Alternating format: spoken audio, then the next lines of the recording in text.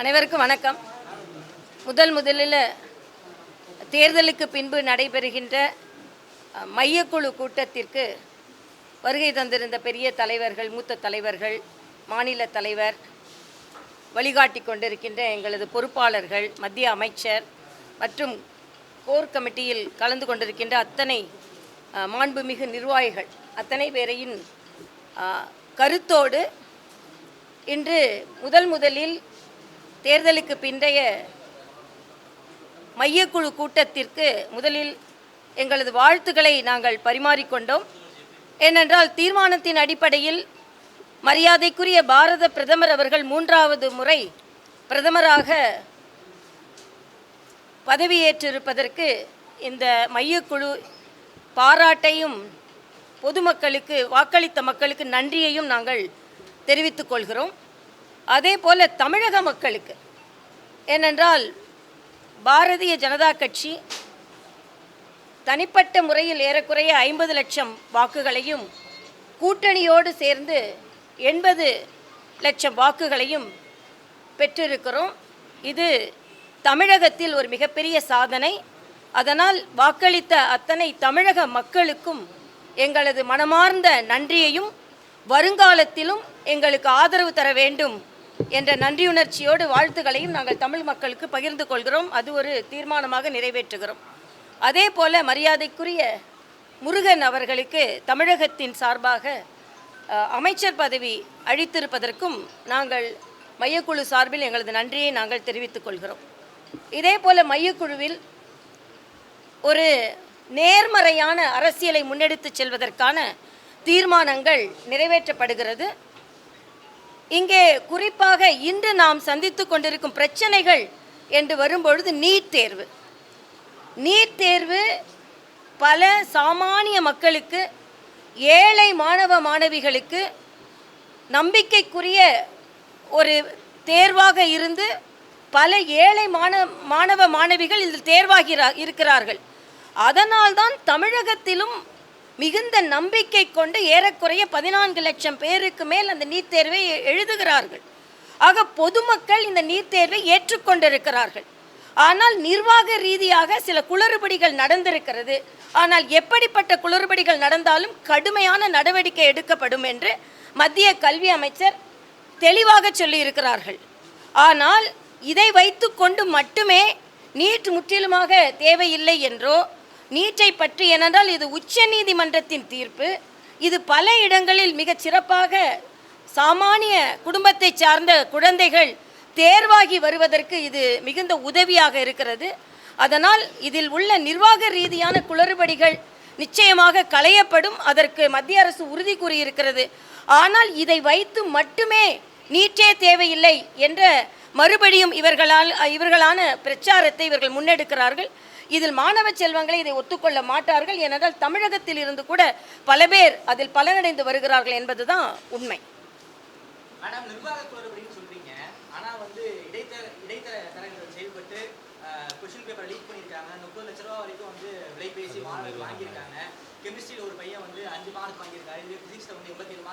இல்லை, அதுதான், அது எல்லாம் இல்லை இது அது நிர்வாக குறைபாடு தான். இப்போ வேற என்ன குறைபாடு?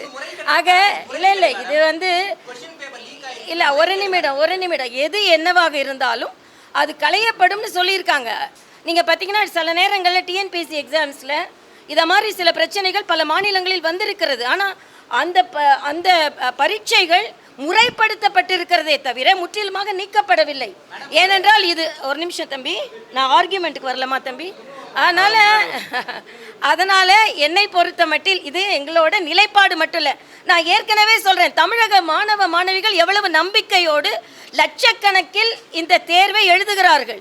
லட்சக்கணக்கில் அவர்கள், ஏன்னா இதற்கு முன்னால் நீங்கள் பார்த்தீங்கன்னா அதற்கு அவர்கள் இன்னைக்கு பயிற்சி மையங்களை வேண்டுமானால் கட்டுப்படுத்தலாம். இப்போ தமிழகத்தில் நீட் தேர்வே ஒட்டுமொத்தமாக வேணாம் என்று சொல்வதற்கு பதிலாக மாணவர்களை பயிற்றுவிக்கலாம், மாணவர்களுக்கு பயிற்சி கொடுக்கலாம், அவர்கள் அந்த தனியார் மையங்களை கட்டுப்படுத்தலாம். அதில் நீங்கள் கவனம் செலுத்துங்க.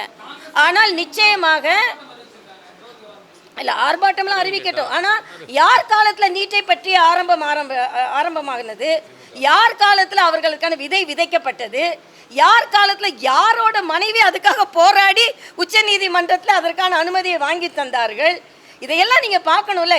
அவங்களே தான் உச்சநீதிமன்றத்திற்கு முன்னால் நின்று பேட்டி கொடுத்தாங்க. யார் நினைத்தாலும் நீட்டை தவிர்க்க முடியாது, ஏனென்றால் இது உச்சநீதிமன்றத்தின் தீர்ப்பு. உச்சநீதிமன்றம் இப்போ என்ன சொல்லியிருக்காங்க, இதில் உள்ள என்ன சின்ன பிரச்சனைகள் இருந்தாலும் அது முற்றிலுமாக களையப்பட வேண்டும் தான் உச்சநீதிமன்றமும் சொல்லியிருக்கிறார்கள். ஆக நம்ம சட்டத்தையும் மதிக்க வேணும், சட்டத்தையும் மதிக்க வேணும். அதைத்தான் நாங்கள் இங்கே தெளிவாக சொல்கிறோம். நான் எங்களது கருத்தை இல்லை, நீட்டை பொறுத்த மட்டில் எனது கருத்தை நான் மிக தெளிவாக பதிவு செய்துவிட்டு வேற ஏதானா கேளுங்க. அப்புறம் அடுத்தால மரியாதைக்குரிய அண்ணன் அவர்கள் தமிழகத்தில் நிலவி கொண்டிருக்கின்ற சில பிரச்சனைகள் பற்றி அவங்க பேசுவாங்க. வேற ஏதானா எல்லாரும் போவோம். அதுக்கு தான் மையக்குழுவில் எங்களுக்காக பட்டியல் தயாராகி கொண்டிருக்கிறது. எல்லாருமே போவோம். ஏன்னா முழு ஒத்துழைப்பு நாங்கள் கூட்டணி கட்சி வேட்பாளர்களுக்கு முழு ஒத்துழைப்பு கொடுக்கப்படும். அதில் எந்தவித மாற்று கருத்தும் இல்லை. அதே மாதிரி இல்லை, நான் சொல்லி முடிச்சிடறேன், அதுக்கப்புறம் கேளுங்க. யார் சொன்னா இதெல்லாம்? இல்லை, நான் எங்க பிரஸ் மீட்ல என்ன சொல்லியிருந்தேன்? இல்லை இல்லை, ஒரு நிமிஷம். இதில் என்னமோ நான் இப்போ புகார் தெரியும், நான் இன்னும் பேசவே ஆரம்பிக்கல. என்னோட சப்ஜெக்ட் என்னதான் வருது, அதனால தவறா தயவு செய்து சொல்லாதுங்க. அதே மாதிரி நேர்மறையாக சொன்ன சில கருத்துக்கள் வேண்டுமென்று ஏதோ கட்சிக்கு எதிராக சொன்ன மாதிரியும் தலைவருக்கு சொன்னால் எதிராக மாதிரியும் தயவு செய்து நீங்கள் சொல்லாதுங்க. நான் என்னோட கருத்தை இப்போ எங்கள் எல்லாத்துக்குமே கருத்து சுதந்திரம் இருக்குது. அதை இப்போ கூட என்னமோ நான் நிர்வாகிகளுக்கு எதிராக கருத்து சொன்ன மாதிரி அப்படிலாம் இல்லை. நான் எல்லாரையும் மதிக்கிறேன்.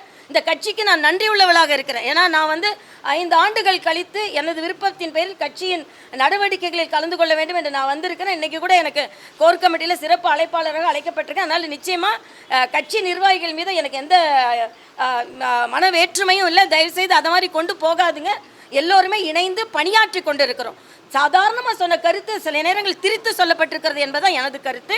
இதனால நான் தனியாக விளக்கம் கொடுக்க தயாராக இருக்கேன். இப்போ அண்ணன் இந்த மாநிலத்தில் உள்ள சில பிரச்சனைகளை பற்றி அவர்கள் பேசுவார்கள். சகோதரர்களே, அதாவது இதையே திருப்பி பேசின்னு இருக்க முடியாது. நம்ம தமிழ்நாட்டில் நேற்றைய தினம் முக்கியமாக ஒரு அறிக்கை ஜஸ்டிஸ் சந்துரு அவர்கள் தனிநபர் கமிஷனோட அறிக்கை தமிழக முதலமைச்சர் அவருக்கு கொடுக்கப்பட்டிருக்கு. அந்த அறிக்கை சர்ச்சைக்குரியதாகவும் ஒரு குறிப்பிட்ட மதத்திற்கு எதிராக காழ்ப்புணர்வு நடவடிக்கை எடுக்கின்ற மாதிரியும் அந்த அறிக்கையினுடைய பரிந்துரைகள் இருக்குது. அந்த அறிக்கையை totally it should be rejected by the state government.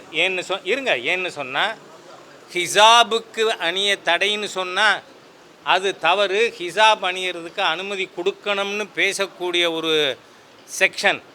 இன்றைக்கி ஹிந்துக்கள் பெண்கள் நெத்தியில் பொட்டு வச்சுட்டு வரக்கூடாது, கோயிலில் இருந்து கட்டுற கயிறு கையில் கட்டப்படாது, இந்த மாதிரியாக இருக்கின்ற பரிந்துரைகள் இது ஈவாஞ்சலிக்கல் குரூப்போட ரெக்கமெண்டேஷனுங்கிறதுல எங்களுக்கு ரெண்டாவது கருத்து இல்லை. மேலும் ஸோ இம்ப்ராக்டிகபிள். ஒரு பள்ளிக்கூடம் இருக்குதுன்னு சொன்னால் அந்த பள்ளிக்கூடம் இருக்கிற இடத்தை சுற்றி இருக்கின்ற பெரும்பான்மை சமுதாயத்தை சேர்ந்தவர் அங்கே ஆசிரியராக இருக்கப்படாதுன்னா அது எந்த மாதிரியாக அது செயல்படுத்த முடியும்? அது எப்படி பெரும்பான்மை சமுதாயத்தை ஒதுக்க முடியும்? ஆகவே இது ஏதோ ஒரு மெஜாரிட்டி ரிலிஜனை டார்கெட் பண்ணுறது மாதிரியாக ஜஸ்டிஸ் சந்துருவோட அறிக்கை இருக்குது. ஆகவே இந்த அறிக்கையை தமிழக அரசாங்கம் totally it should be rejected.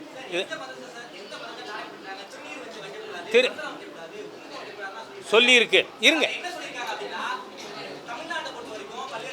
இருங்க, நீங்கள் என்னை பற்றி என்ன பேச விடாமல் நீங்கள் ரொம்ப அதிகமாக பேசுகிறீங்க. You keep quiet first. நான் சொல்லி முடிச்சிடுறேன். நீங்கள் நெத்தியில் பொட்டு வைக்கப்படாதுன்னா அது யாருக்கு எதிரா சார்? ஏன் சொல்லியிருக்கு, நெத்தியில் மத அடையாளங்கள் நெத்தியில் வைக்கிறதுக்கே எதிர்ப்பாக இருக்குது சார். எது சார் ஜாதி அடையாளம்? இங்கே பாருங்க, நான் பேச விட்டுட்டு நீங்கள் பேசினா கரெக்டு. இப்போ என் கையில் சிகப்பு கயிறு கட்டியிருக்கேன். என்ன ஜாதிக்கான கயிறு? இவர் கருப்பு கயிறு கட்டியிருக்கார். என்ன ஜாதிக்கான கயிறு? இது என்ன விஷமோ? ஆகவே சொல்கிறேன்னா it is targeted against Hindus by ஒரு பர்டிகுலர் ரிட்டையர்ட் ஜட்ஜ். அதனால் இருங்க வரேன். அதனால் அதை ஏற்றுக்க முடியாது. அப்புறம் நெற்றி திலகத்திற்கு அப்ஜெக்ஷன் இருக்குது. அது எப்படி பண்ண முடியும்? நீங்கள் திலகம் வச்சுன்னு வரப்படாதுன்னு சொல்லி எந்த மாதிரியாக பேச முடியும்? அடுத்தது, பெரும்பான்மை சமுதாயத்தை அந்த பள்ளிக்கூடம் இருக்கிற இடத்துல இருக்கிற மெஜாரிட்டி கம்யூனிட்டி, இவங்க அதுக்கு பேர் டாமினண்ட் கம்யூனிட்டின்னு சொல்கிறாங்க. எந்த ஏரியாவில் எந்த கம்யூனிட்டி டாமினண்ட்டு? சவுத்தில் பார்த்தா ஒரு கம்யூனிட்டி எண்ணிக்கை கூட இருக்கலாம், மேற்கில் பார்த்தா ஒரு கம்யூனிட்டி எண்ணிக்கை கூட இருக்கலாம், வடக்க பார்த்தா வேறு இருக்கலாம். ஆனால் ஜாதி சர்டிஃபிகேட்டையும் அது ஒழிச்சு வைக்கணுமா? What is this? ஆகவே இந்த ஜஸ்டிஸ் சந்துருவோட டோட்டல் ரெக்கமெண்டேஷன்ஸு ஏதோ உள்நோக்கத்தோடு அவர் கொடுக்கப்பட்டிருக்கு. அதனால் it should be rejected. That is அவர் ஸ்டாண்டு. உங்கள் ஸ்டாண்டு என்னவா வேணால் இருந்துட்டு போட்டோம்.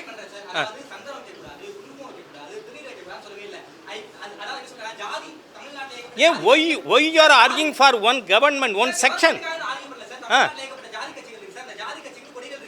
எந்த கட்சி ஜாதி கட்சி? ஏன் இப்போ வந்து விசிகா ஜாதி கட்சியா இல்லையா? இப்போ விசிகா ஜாதி கட்சியா இல்லையா? அதை முதல் இங்கே இருங்க. You first come up. அந்த கலர்ல யார் வச்சுக்கிறாப்பா?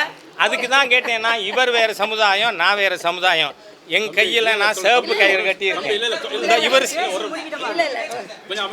பாருங்க, அனாவசியமா நீங்க ஒரு மிக மோசமான ரெக்கமெண்டேஷன்.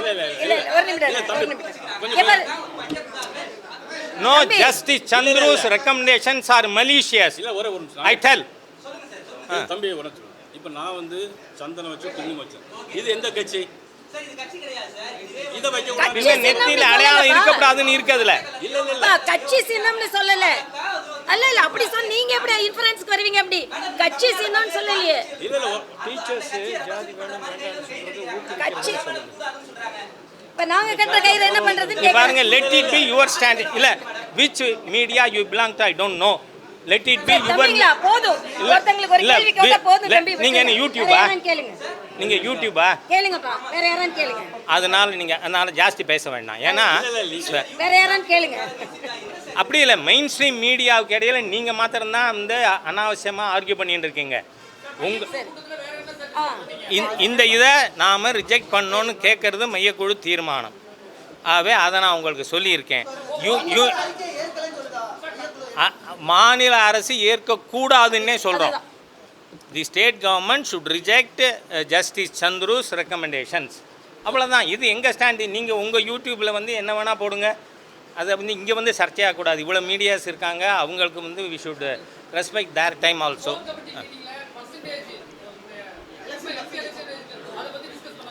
அதாவது பர்சன்டேஜ் பற்றியும் டிஸ்கஸ் பண்ணப்பட்டிருக்கு. ஏன்னா பாரதிய ஜனதா கட்சி மட்டும், ஒரு நிமிஷம், பிஜேபி மட்டும் 9 பாராளுமன்ற தொகுதிகளில் 2வது வந்திருக்கோம். கூட்டணி 12 தொகுதிகளில் 2வது வந்திருக்கு. வந்து டோட்டல் மொத்தம் 12 தொகுதிகளில் நாங்கள் 2வது இடம் வந்திருக்கோம். 18.6% எங்களுக்கு வாக்கு கிடைச்சிருக்கு. மொத்தம் 80,000 என்டிஏக்கு கிடைச்சிருக்கிற வாக்குகள் 80 லட்சம்.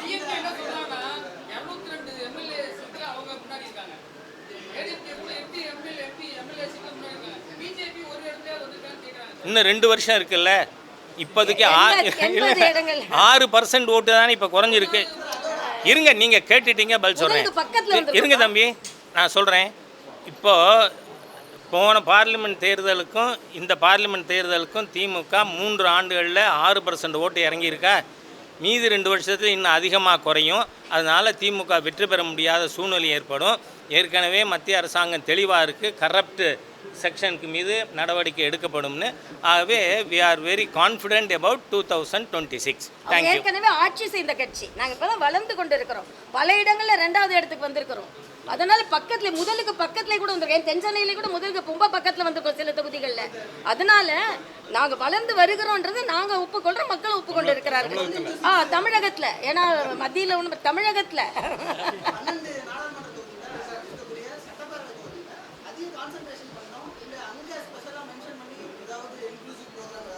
அதெல்லாம் நாங்கள் இனிமேல் உங்கள்கிட்டேருந்து கைடன்ஸில் உங்கள் வழிகாட்டதை இனிமேல் பாக்கி இருக்கு.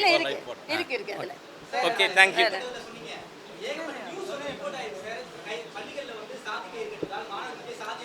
பாருங்க, இது நமக்குள்ள டிபேட் இல்லை. உங்க டிவிக்கு தனியாக வச்சுக்கலாம். வேங்கை வயல்ல என்ன பண்ணியிருக்காங்க? வேங்கை வயல்ல கண்டுபிடிச்சிட்டாங்களா? அது மாத்திரம் இல்லை, அங்கே புதுக்கோட்டையில் சாணி கரைச்சிருக்கு. ஆக நீங்க அந்த இல்ல, சாதிய அதை என்ன பண்ணிட்டு சாதி இருக்காரு முதல் ஸ்டாலின்? கயிறுல மட்டும் வரல. ஆக நீங்க சாதி முதல்ல ஸ்கூல்ல நாங்குநேர்ல என்னாச்சு மாணவர்களுக்கு? அதனால அது காரணம் சாதிய வேற்றுமைகளை திராவிட முன்னேற்ற கழகத்தின் ஆட்சியில் கடந்த 100 நாளுக்குள்ள 400 கொலை நடந்திருக்குங்க. First let us not lose sight of it. Okay, thank you. சென்னையில் மட்டும் 6 கொலை ஒரே வாரத்தில். நீங்கள் எதுவும் கேட்குறாங்க? நீங்கள் என்ன ஆதானா?